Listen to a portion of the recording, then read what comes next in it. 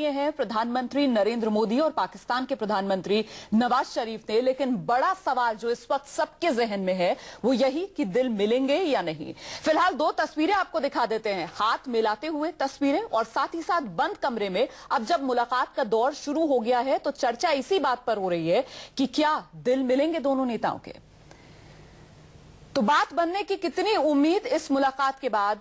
इन्हीं तमाम पहलुओं पर चर्चा करने के लिए दो खास मेहमान मेरे साथ स्टूडियो में लगातार बने हुए हैं। वरिष्ठ पत्रकार विनोद शर्मा जी हमारे साथ मौजूद हैं और साथ ही रक्षा विशेषज्ञ कपिल काक साहब हमारे साथ मौजूद हैं। कपिल जी, हाथ मिलाया है नरेंद्र मोदी और नवाज शरीफ ने और बड़ी गर्मजोशी के साथ 26 सेकंड तक ये हाथ मिलाने का सिलसिला चलता रहा। ये जो 26 सेकंड तक हैंडशेक चलता रहा, इससे क्या समझा जाए? नहीं, पहली बात यह है कि दोनों देश के नेता जो हैं लोकतंत्र से आए हैं। दूसरी दिलचस्प बात है कि दोनों राइट विंग लीडर्स हैं। ये पिछले 10 साल के बाद भारत में पहली बार राइट विंग लीडर्स आगे हैं, नरेंद्र मोदी, और पाकिस्तान में भी गद्दारी के बाद right wing leader Nawaz Sharif. तो ये एक दिलचस्प सी एक सिचुएशन है। मगर जो आपने रुमाना शब्द इस्तेमाल किया कि क्या दिल मिलेंगे, मेरे ख्याल में नवाज शरीफ और नरेंद्र मोदी के दिल मिलने की काफी संभावना है। खतरा यह है कि पाकिस्तान में किसी और का दिल भी बहुत ही अहमियत रखता है। तो वो जो डीप स्टेट है पाकिस्तान में, जो हमेशा भारत और पाकिस्तान के रिश्ते जब भी आगे बढ़ते हैं पुल बनाते हैं और डेमोलिशन एक्सपर्ट साथ ही रहते हैं जो डिमोलिश करते हैं उस ब्रिज को। वही ये मौका है, ये अवसर है। उम्मीदें वहां बड़ी हैं। नवाज शरीफ ने खुद आते ही कहा है कि मैं इतनी उम्मीदें लेके आया हूं, और वो भी ये सवाल उठाएंगे पाकिस्तानी अवाम कि आप गए तो क्या मिल के आया, लेकिन जो मत्था टेक के आए कि कुछ लाए हो।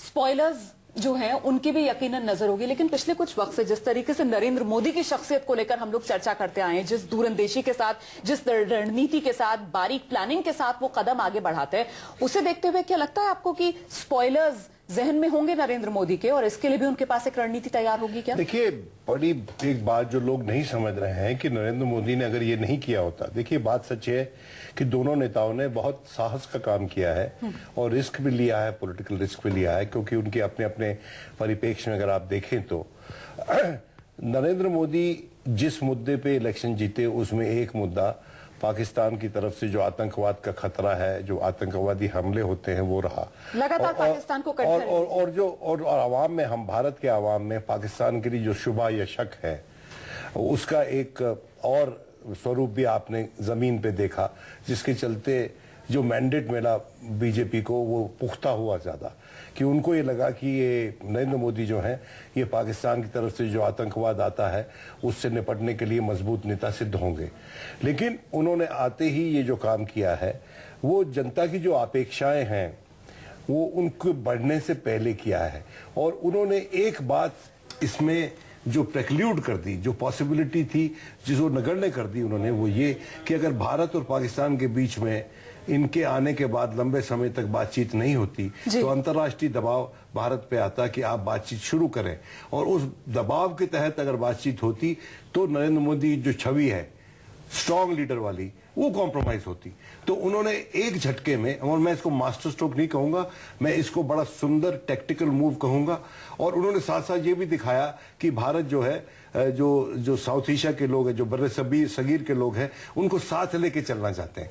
और जो उन्होंने रिस्पॉन्स किया है, देखिए स्टेट क्राफ्ट में ये कोई हाथ मिलाना, दिल मिलाना, ये कुछ नहीं है। वहां पर तो हार्ड बॉइल्ड टॉक्स होती हैं। ये जो लोग आए भी हैं उनके अपने अपने निहित स्वार्थ थे। राजपक्षे इसलिए आए हैं कि उनकी पॉलिटिकल आइसोलेशन जो भारत में थी वो तोड़ दी उन्होंने, और उस जो नेपाल वाले आए हैं उनको आना ही था क्योंकि भारत की बहुत सी कंट्रीब्यूशन रहती है उनके एनुअल बजट में और तरीके से। और उसी तरह से बांग्लादेश से जो आए हैं कि जो मुद्दे अभी टंगे हुए हैं, जैसे कि ऑनक्लेव वाला जो मुद्दा है जिसका पार्लियामेंट्री रेटिफिकेशन होना है, जिसको भाजपा ने रोका हुआ था, और जो तीसरा अकॉर्ड है जिसको ममता बनर्जी ने रोका हुआ था, वो चाहते हैं कि जल्दी से वो निपटे, वो निपटाए जाए वो अकॉर्ड्स। उसी तरह से मालदीव्स की गिरती पड़ती लड़खड़ाती जमहूरियत वहां पर थी, और वहां भी भारत के बहुत से दखलंदाजी है। दखलंदाजी मतलब कि भारत का बहुत कॉन्ट्रीब्यूशन है उनकी इकोनॉमी के लिए। और उसी तरह से अगर आप और मुल्कों को देखें, अब भूटान है भूटान का जो रिलायंस है भारत की इकोनॉमी पे, वो जग जाहिर है, तमाम दुनिया जानती है। और अफगानिस्तान, देखिए हामिद करजाई के भारत से पुराने रिश्ते हैं, वो यहाँ रहे लंबे समय तक। शेख हसीना जैसे यहाँ लंबे समय तक रही हैं, उसी राजपक्षा नहीं रहे, लेकिन सिरिमाओ भंडारनायक के फैमिली के भी पुराने ताल्लुकात हैं। तो ये सब मिला के इसको देखना चाहिए, और ये नहीं कहना चाहिए कि भाई ये सब लोग आ गए जैसे किसी नेल्सन मंडेला की इनॉग्रेशन सेरेमनी हो रही हो। ऐसा नहीं है, ऐसा बिल्कुल नहीं है। लेकिन ये अच्छा कदम है और इस पे बिल्ड करना चाहिए भारत को। इस कदम को नगण्य होने से बचाना चाहिए। और एक बात तय होनी चाहिए दोनों नेताओं में कि अगर कल को खुदा न खास्ता कोई ऐसा हादसा होता है तो दोनों हॉटलाइन पे एक दूसरे से बात करें। अभी एक दूसरे से मुलाकात हो गई है, और अगर बिल्कुल सवाल ये है कि ये जो मुलाकात है महज एक औपचारिकता भर मुलाकात, या फिर इससे समझा जाए कि आगे का एक रास्ता खुलता हुआ यहाँ से नजर आ रहा है। मैं लौटूंगी आपके पास, हम सीधे रुक करेंगे हैदराबाद से। मेरे साथ मेरे सहयोगी रमन कुमार इस वक्त मौजूद हैं। रमन, कुछ ही देर पहले जब हामिद करजाई साहब ने नरेंद्र मोदी से मुलाकात की तो उन्होंने बहुत साफ लफ्जों में इस बात का जिक्र किया कि देखिए हेरात में जो हमला हुआ उसके पीछे कहीं ना कहीं लश्कर तैयबा का हाथ है। तो ऐसे में अब क्या ये मुद्दा जब पाकिस्तान के प्रधानमंत्री नवाज शरीफ से नरेंद्र मोदी साहब मिल रहे हैं तो वहां पर रखा जा सकता है? किस तरीके की खबर आपके पास? बिल्कुल, इसमें दो बातों को समझना पड़ेगा कि पाकिस्तान के प्रधानमंत्री के सामने नरेंद्र मोदी पूरे हालात का ब्यौरा जरूर रखेंगे, क्योंकि जो भी उन्हें संकेत मिला है अफगानिस्तान के राष्ट्रपति से, उन बातों का ब्यौरा रखेंगे। लेकिन पाकिस्तान के जो राजनीतिक हालात हैं, नवाज शरीफ के द्वारा ये भी बताया जा सकता है कि भारत के प्रधानमंत्री ने अपने दम पर फैसला किया कि उनके ओथ सेरेमनी में वो सार्क देशों के सभी राष्ट्राध्यक्ष को बुलाना चाहते हैं। लेकिन जब भारत जाने का फैसला नवाज शरीफ का हुआ, उसमें 3 दिन की देरी हुई।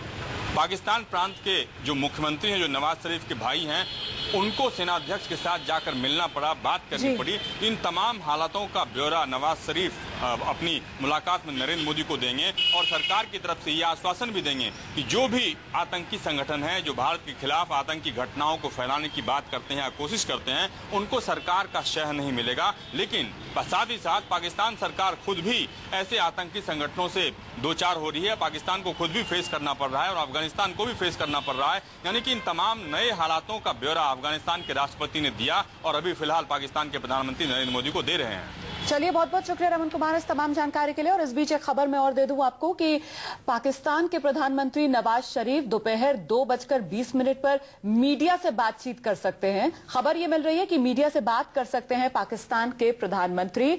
वापस पाकिस्तान लौटने से पहले मीडिया के सवालों के जवाब नवाज शरीफ साहब दे सकते हैं मीडिया के सामने आकर। कपिल साहब, जो बात हम यहाँ पर कर रहे हैं कि इस मुलाकात को एक तो रस्मी तौर पर देखा जाए, साथ ही साथ ये कहा जा रहा है कि देखिए आगे के लिए रास्ता खुलेगा यहाँ पर, खासतौर से बिजनेस की अगर बात करेंगे कि टॉक बिजनेस, तो लिटरली यहाँ पर कारोबार के सेंस में ही अगर हम बिजनेस को जोड़कर देखे जाएं तो उसके लिहाज से काफी अहम है ये मुलाकात। लेकिन अब हामिद करजाई मिलते हैं नरेंद्र मोदी से तो वो सीधे हेरात का जिक्र करते हैं, हेरात के हमले में लश्कर तैयबा के हाथ का जिक्र कर देते हैं। तो जब प्रधानमंत्री नरेंद्र मोदी नवाज शरीफ से मिलेंगे तो फिर आतंकवाद के मुद्दे पर आपको क्या लगता है, क्योंकि पहली बार मुलाकात हो रही है, रस्मी मुलाकात हो रही है, तो ये तमाम मुद्दे किस तरीके से उठेंगे इस मुलाकात में? तो इसमें शक नहीं है। देखिए, मैंने पहले भी कहा है कि आर्थिक दूरदर्शिता जो नरेंद्र मोदी इतने सालों से कहते आ रहे हैं, मेरे ख्याल में इस पर कोई शक नहीं है। वो दूरदर्शिता जो उनकी आर्थिक सामाजिक विकास की बात करते हैं, तो मेरे ख्याल में एक संकेत तो वो जा रहा है। मगर जैसे पहले मेरे मित्र विनोद जी ने कहा है कि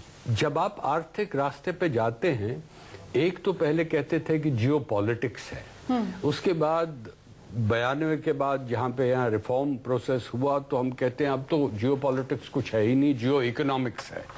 नरेंद्र मोदी के वक्त इस वक्त जियो इकोनॉमिक्स भी है और ऑप्टो पॉलिटिक्स है। अब आपकी ऑप्टिक्स है वो बहुत पसंद कर रहे हैं। जैसे आपने कल देखा है शपथ ग्रहण के समारोह में, वो एक ग्रैंड शो था मोदी का।